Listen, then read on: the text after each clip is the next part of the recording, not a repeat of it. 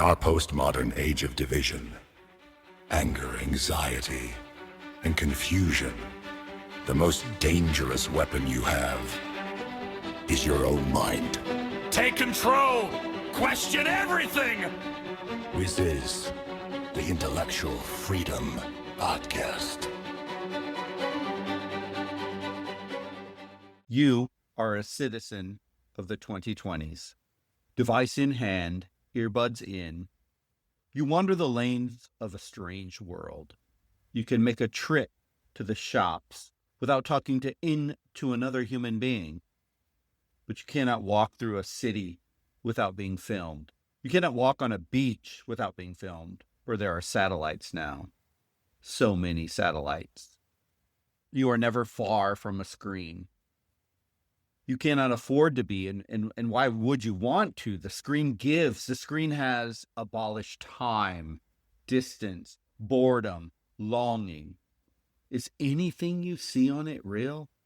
But then, what is reality? Who decides? Do you find this notion oppressive or restricting? Then redefine it. Make anything real. Make everything new. Make yourself into what you want to be. The app is available to download. Robot bodies will soon fight wars. Robot brushes make art. Robot minds write sentences like this one. Babies will emerge from artificial wombs, their mothers finally freed to work and consume and play in order that they may be fully liberated. Mother is such a problematic word, like home, like body, like God. Soon the farmers will be gone, and the food will be made, not grown, and it will be boundless and formless like your culture, like your very being. There is no form now. Everything is fluid. It flows and rolls on and through. The past is dead, and at the same time was never real. There's nothing at all to tether you. All the chains are broken. There are codes to scan in order to access things which only yesterday you never knew you needed.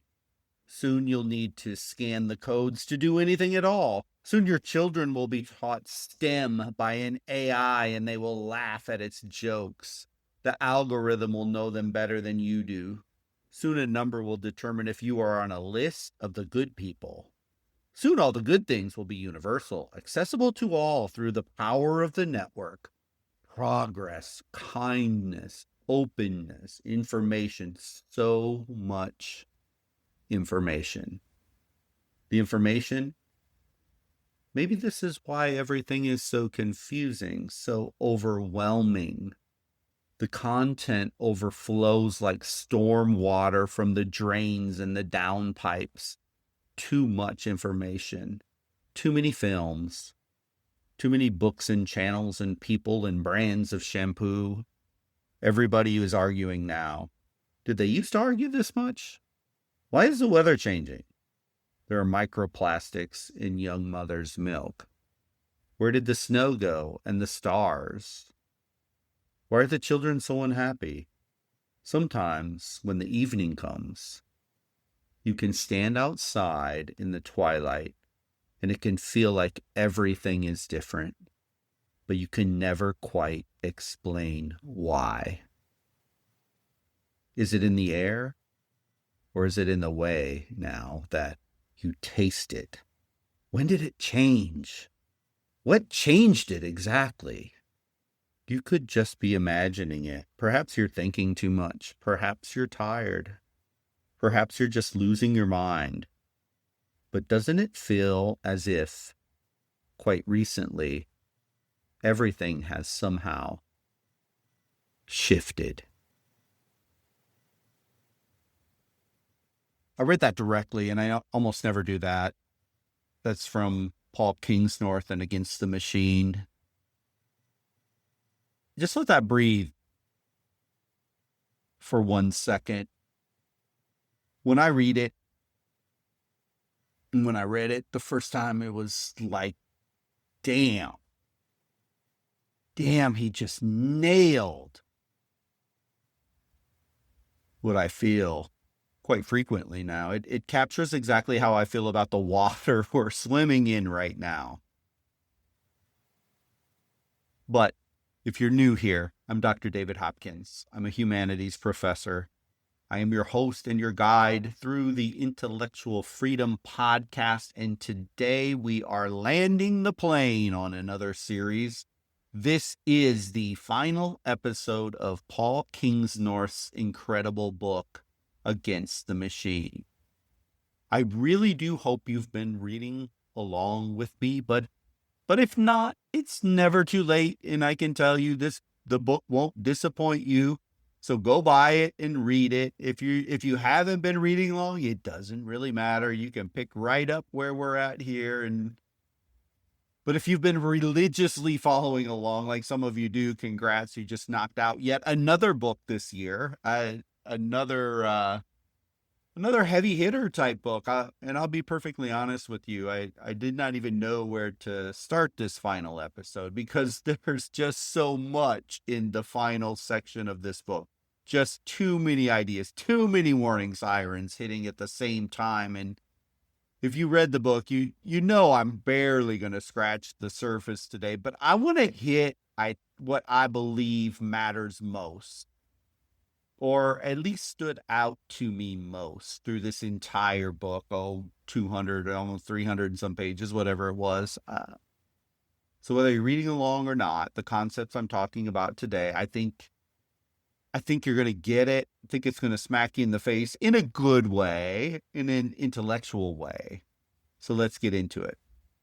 I think the first big idea and one of the key premises of this book is that the Western world once had a specific way of seeing reality, and it's not the way it is right now. Call it Christian, call it sacred, call it an enchanted worldview, but whatever it was incredibly deep. When ancient people looked at a forest, they didn't just see a collection of biological data or a dollar sign attached to the trunk of the tree that you could cut down and sell. They saw a living, breathing ecosystem. They saw something that was designed. It's not what we have now. It's not what we have now. The modern West operates entirely under the gaze of the machine. It is the world of pure reason, pure money, pure systems. Kingsnorth calls it cosmopolis. And because we've been living inside the cosmopolis for so long, we don't even realize what we have lost. We do not see the world in its fullness anymore. We just see representations. We look at a forest and we only see lumber. We look at human attention and we only see ad revenue. If we're ever going to get back our humanity back, we have to learn how to actually see again. And that's one of Kingsnorth's main points in this book, because right now our vision has been perfectly trained by the machine. There's a psychiatrist, a neuroscientist, even kind of like a avant-garde philosopher, as he was all up in a whole bunch of fields. And his name was Ian McGilchrist, and you can Google him, look him up, and he breaks down this idea in a very incredible way, I think. Forget the cheap pop psychology you've heard about, that the left brain being logical, the right brain being creative. I mean, that's true to some extent, but it is also way too simple.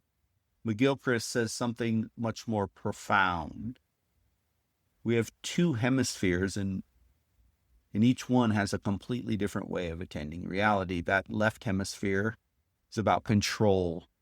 It's about manipulation. It's about breaking things down into tiny, isolated parts. The left hemisphere looks at the world and decontextualizes it and everything else.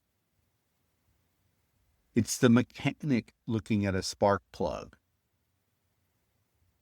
The right hemisphere, on the other hand, it sees the whole picture.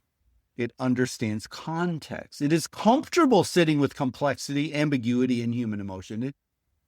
It's the driver actually feeling the road. And here's the terrifying problem. At some point in Western history, as Western history has grown, changed, evolved over time, something just sort of flipped. And that left hemisphere, which was the servant, it was used to help us build tools or build things to enhance our life. But instead, over time, what has happened through the Enlightenment into the Industrial Age and beyond is now that it's running the entire show. And so what happens when the left hemisphere dominates everything? We don't live in reality anymore. Even though they will say, the left hemisphere tell you the opposite, we live in a highly processed representation of reality. We live in a map. We mistake the map for the actual territory. I mean, I don't know about you, but pretty much every social media post, I now have to question, is that news real? Is that picture an actual picture, or is it AI? Is that a doctored or manipulated video, or a keenly spliced video to make a point? Heck, studies now say that in just a few more years, over 75% of the internet content, internet traffic, it's all going to be bot. It's all going to be AI. I mean, we're almost there right now. But here's the scary part, or the comical part, depending on who you are. We actually think we understand the world better today because we can manipulate certain small aspects of it. We can split atoms. We can alter genetics. We can code algorithms. Sure, cool, all of it, amazing. But the ability to manipulate is not the same thing as understanding. It's one thing to create a large language model and program that thing to work, but it's a lot bigger nut to crack to figure out the ethical use of AI, the long-term implications of machines that reach AGI and are smarter than us. I mean, it isn't such a stretch to say that our ability to manipulate reality has grown exponentially, but our ability to truly and deeply understand reality has not. It's not impressive at all how we've grown in that regard. And one could even argue that we aren't much better off now in deep wisdom understanding about humanity than we were decades ago, hundreds of years ago. But back to our brain talk. This left hemisphere dominance is exactly what creates the machine and created the machine. It's a way of seeing the world where absolutely everything is breakable, measurable, rebuildable. Break it apart, examine it, reassemble it better. That's been the project of the modern world and continues to be the project of the modern world. From the French Revolution and the spurring of the Enlightenment to the Industrial Revolution to modern Silicon Valley. Make it new, make it new, make it new. We break the traditions. We blur the boundaries between male and female. We blur the lines between human and synthetic. We break everything. And yes, we have created absolute medical, technological miracles. That's undeniable, indisputable. But you can also see exactly where this is going. We, humanity, unabashedly push, demand, and expect progress. Progress with a capital P, no exceptions. Progress is no longer just something we do. It is something we worship. It's a religion. In this ideology, everything is interchangeable. Everything is fungible. If reality doesn't match our desires today, we simply invent a new reality tomorrow. The machine requires this exact worldview to survive. It thrives on it. So if you are going to stand against it, as Paul Kingsnorth says, you're going to need a different anchor. You might be sitting there thinking, well, this problem can be fixed with the right politician in power. That if only the right political party would win the next election, they get in place, politics will fix it. You might think we just need to vote the right people into office. How has that worked out for us in the United States over the last 50 years? No, let's be honest. Politics are not going to save you. Let me say that again. Politics are not going to save you. If you believe the Democrat or the Republican just needs to get the right person in power and everything will voila be fixed, you're delusional. There is no politician coming to save us. There's a certain freedom when you wipe that from your psyche. The last century has been an absolute inferno of competing ideologies. Left, right, center. They all promised a better world, and not a single one of them challenged the machine. They just argued about who gets to drive the bulldozer. Liberalism, socialism, communism, capitalism. You know, the power to the people, BS they all spout in one form or another. They are still a part of the machine. They are centralized, they are hyper-rational, and entirely technological. They are focused on power and money and strength exactly where the machine wants you. Fascism is the exact same structure as capitalism. It just uses a different flag. Every modern conservatism entirely fails here. Even conservatism. And let's face it, that would seem to be the closest that we could find to like personal independent freedom. It's not. It's supposed to be conservative things, right? But it usually ends up defending corporate markets and hyper individualism, which just turns into another engine for the machine.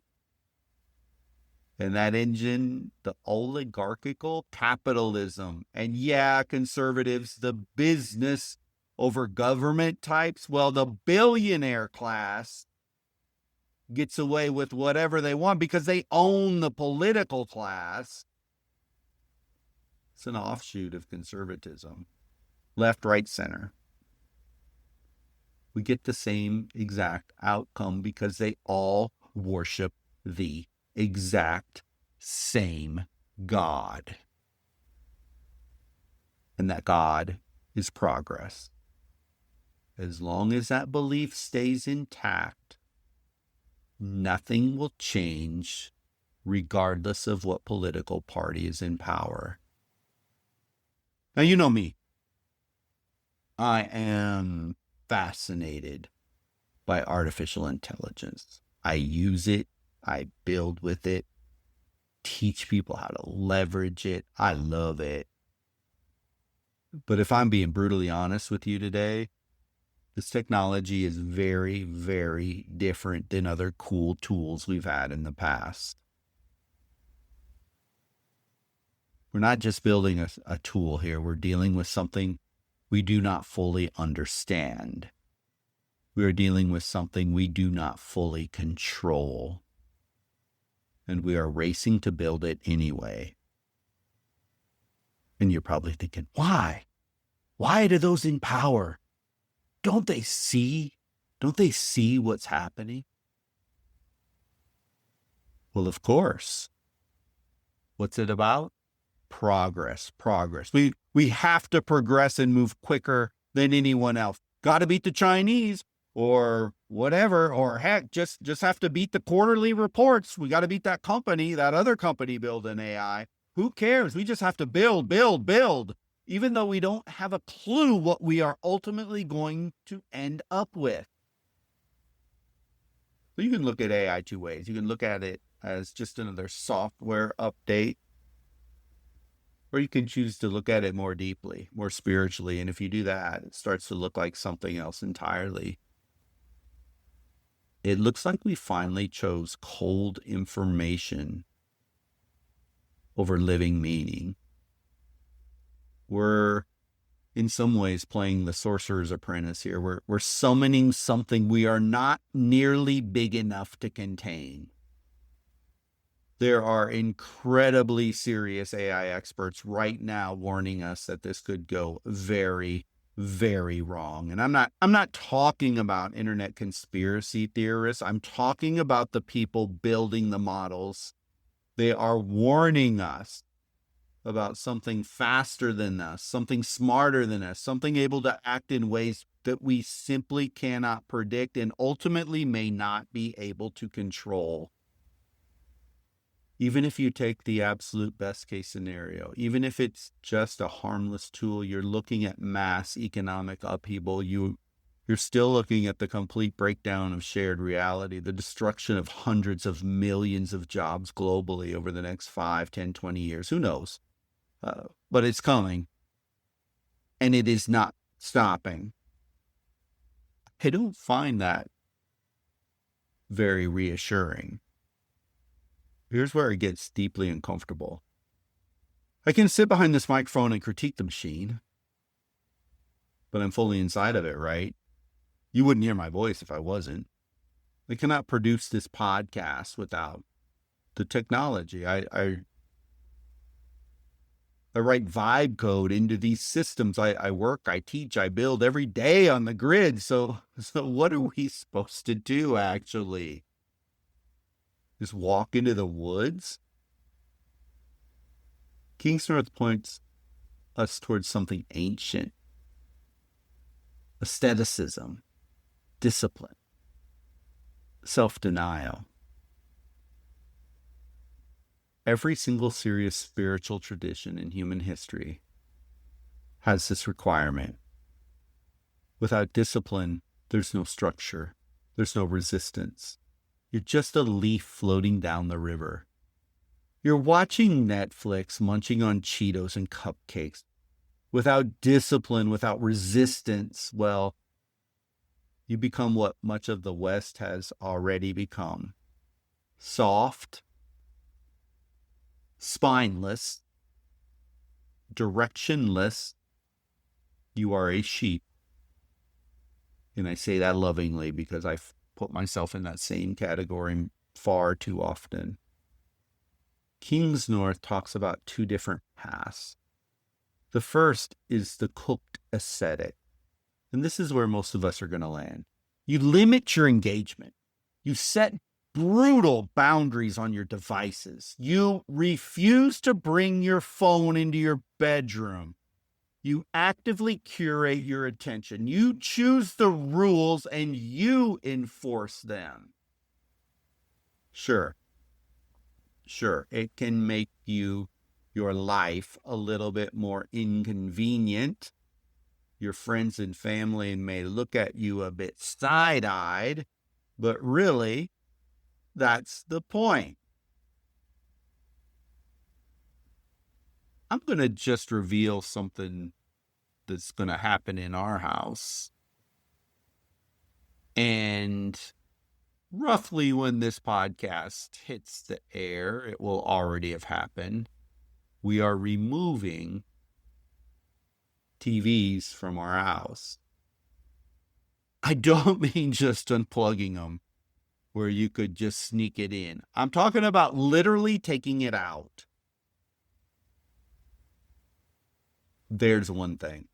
I'm going to try it. Let's see how long it goes. But hey, it takes discipline. Let's see how I fill up my evenings when I'm not just sitting around mindlessly eating dinner, staring at a box on the wall. Let's see.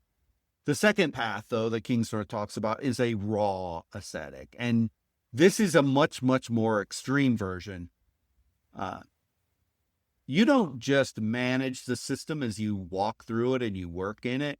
You actively resist it. You build a life outside the digital grid. You grow your own food. You build things with your hands. You treat technology not as a neutral tool, but as an active spiritual threat. I mean, that is hardcore. And few can manage that, but hey, many do their utmost to do this, and I admire them thoroughly. Kingsnorth is one of those guys that does his utmost to stay off the grid as much as possible. Although, let's be honest, that path is just another level. So whether you go cooked or raw, just make a move. Make a small move. At the very end of all this, it comes down to something so incredibly simple. We are fragmented because we have severed our connection to our four things. Remember the 4 P's? People, place, prayer, and past. Just saying the words is not enough. You need to know how to actually execute them.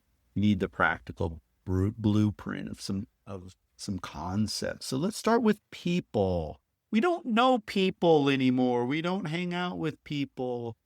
Some people have very large social circles, but if you would just poll the entire nation, the numbers are staggering of the number of people that are lonely or can't even name. If they had to get 10 friends together as adult, they can't name them. They know they're childhood friends, but they just don't have a large circle. And I'm not talking about your digital network, quote unquote, Facebook friends. Not talking about your followers. I'm talking about flesh and blood human beings. How do you get this back? Host a dinner. Invite 3 people to your house. Cook the food yourself. Put every single cell phone in a basket at the front door. Or go out, sit at a physical table for 2 hours and just look them directly in the eye. You play old school games. You join actual real groups in your community or your church. You volunteer. Stop curating an audience and you start building a physical tribe of humans. Talking to people. Next is place. The machine loves that you live in the cloud, that your mind is always on your phone, your screens, your TVs, the digital world.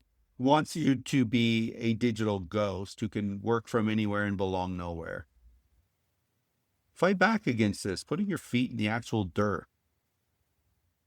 Commit to your zip code. Walk your neighborhood tomorrow morning without headphones. Learn the names of your neighbors. Learn the names of the trees. Buy your coffee from the guy who actually lives down the block instead of the global corporate chain. You have to occupy physical space. Learn the history of your place. Connect with it. But even bigger, learn your heritage. Learn the great, the evil, the in-between, we humans, we need to be connected to our roots. Grounds us. Lean into it. Heck, visit the cemetery of your great-grandparents. Then comes prayer. You do not need to be deeply religious to understand this. Prayer, simply the ultimate admission that you are not the center of your universe. The machine tells you you are God. Let me tell you, you are not God. You are not the most important thing. This world will pass you by within a generation or 2 of your death. Prayer tells you that you are a creature. You're just one of the whole. And how do you practice this? You wake up 10 minutes early. Don't look at a screen. Sit in absolute silence. Acknowledge the weight of the universe. If you're religious, pray. Pray to your God. Read the Bible, Quran, Holy Book. Wisdom literature, if you're not. There's wisdom and there is power in knowing and understanding you are not the center of things. And finally, the past. The algorithm traps you in a 24-hour news cycle. Heck, 24 hours is almost too long now in a 2-hour, 1 hour, 30-minute news cycle. Makes you think the world was invented this morning. You break that trap by reading old books.